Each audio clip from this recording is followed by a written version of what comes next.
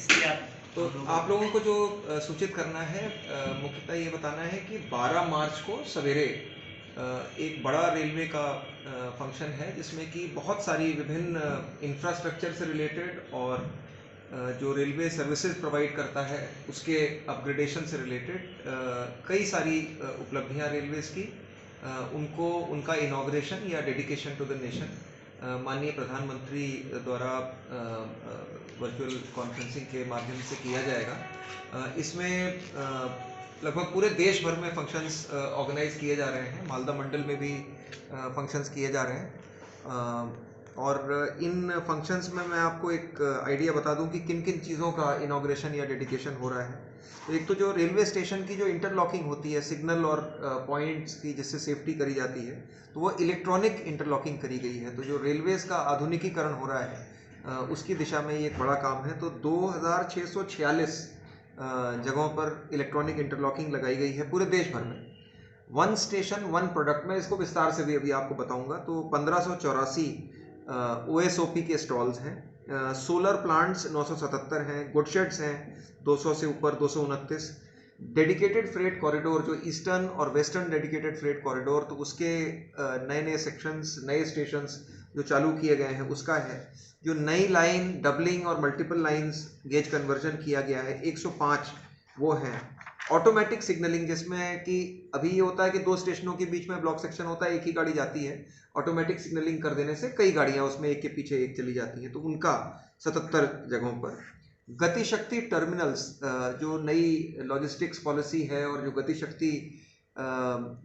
Gatishakti portal है उसकी दिशा में जो हमने मल्टी मॉडल ट्रांसपोर्ट को बढ़ावा देने के लिए गतिशक्ति टर्मिनल्स बनाए हैं देश भर में, तो उसमें जो रेलवेज ने जो स्पेशल योगदान दिया है उसमें 51 GCT यानी कि गतिशक्ति कार्गो टर्मिनल्स का इनॉग्रेशन है, डेडिकेशन है। और जन औषधि केंद्र जो प्रधानमंत्री भारतीय जन औषधि परियोजना है, तो उसके तहत देश भर में 50 स्थानों पर, जिसमें मालदा भी एक है, मैं डिटेल में भी आपको बताऊंगा, तो उसके तहत जो जन औषधि का जो प्रोडक्ट लिस्ट है उसके हिसाब से वो प्रोडक्ट्स, सर्जिकल प्रोडक्ट्स और जितनी भी दवाइयाँ हैं उसमें लिस्टेड हैं, तो वो सब उपलब्ध रहेंगी। वेलनेस और वेलफेयर का एक प्रोग्राम है ये। इसके अलावा rail coach restaurants 35 rail coach restaurant देश भर में, इनका डेडिकेशन है। लोको शेड 35 लोको शेड्स में जो नया काम हुआ है, इलेक्ट्रिफिकेशन 26 जगहों का। और इसके अलावा नई वंदे भारत ट्रेनें जो इंट्रोड्यूस हो रही हैं, तो 10 नई हो रही हैं और 4 का एक्सटेंशन हो रहा है, तो वो भी कल परसों प्रधानमंत्री जी के कर कमलों से होगा। और इसके अलावा दूसरी भी 9 ट्रेनें हैं, तो उनका फ्लैग ऑफ हो रहा है। तो आप समझ सकते हैं कि एक बहुत ही भव्य और बहुत ही ऑल एनकम्पसिंग, जिसमें कि सर्विसेज और इंफ्रास्ट्रक्चर दोनों इंक्लूडेड है। तो मैं अब आपको ये बता दूं कि मालदा डिवीजन में इससे रिलेटेड क्या क्या हो रहा है हमारे मंडल में। तो सबसे पहले तो एक गतिशक्ति कार्गो टर्मिनल, ये अडानी पावर प्लांट है गोड्डा में, तो इस कार्गो टर्मिनल का डेडिकेशन हो रहा है। ये लगभग 100 करोड़ से ज़्यादा की लागत से, ये केवल रेलवेज का पार्ट, जो रेलवे का प्रोजेक्ट है कार्गो टर्मिनल, अदरवाइज तो वो एक 1600 मेगावाट का पावर प्लांट है जिसमें कि कोयला आता है और पावर बनता है। तो और वहाँ से फ्लाई ऐश की लोडिंग होती है जो कि सीमेंट प्लांट्स में जाती है। तो अभी फ्लाई ऐश को जो है पहले ऐश पॉन्ड में डाला जाता था, अब फ्लाई ऐश से सीमेंट बनाया जाता है।